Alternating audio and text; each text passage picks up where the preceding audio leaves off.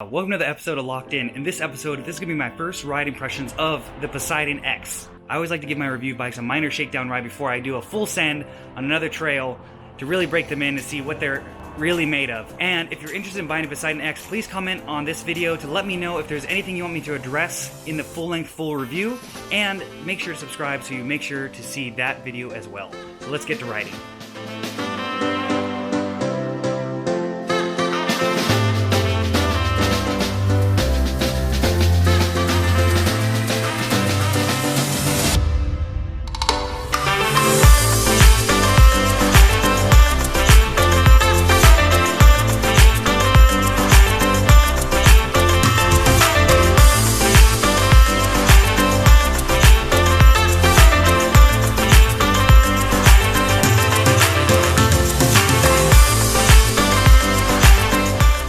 Alright, so we're on the trail, and it's time to give her a good old little shakedown.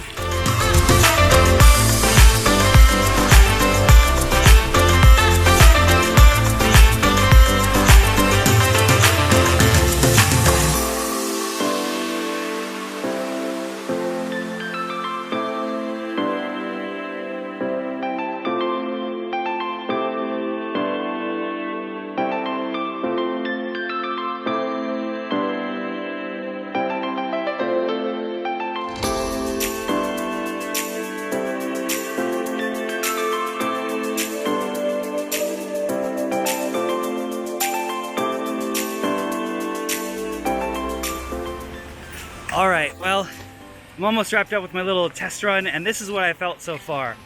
First off, this thing is surprisingly stiff.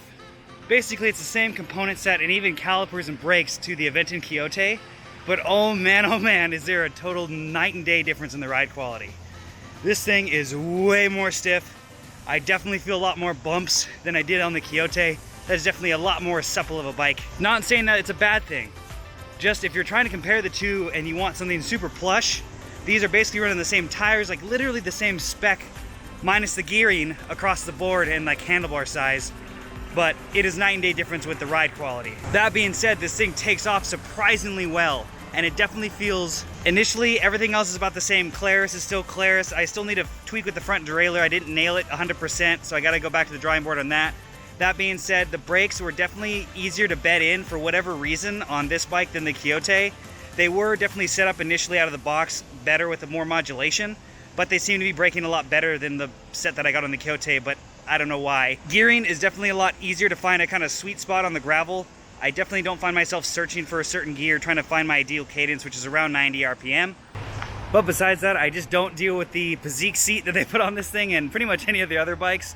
I just don't get along well with it. That would be something I would definitely swap out if I was going to keep it, and I might be. Please make sure to subscribe to this channel, turn notifications on, because I am going to be doing a full review of this bike and what I'm calling the Super Gravel $600 review. It's going to be comparing this bike, the Poseidon X, the Aventon Quixote, and the State Warhawk. So please make sure to turn notifications on and subscribe to this channel so you can see where you should spend your $600 on an entry-level gravel bike.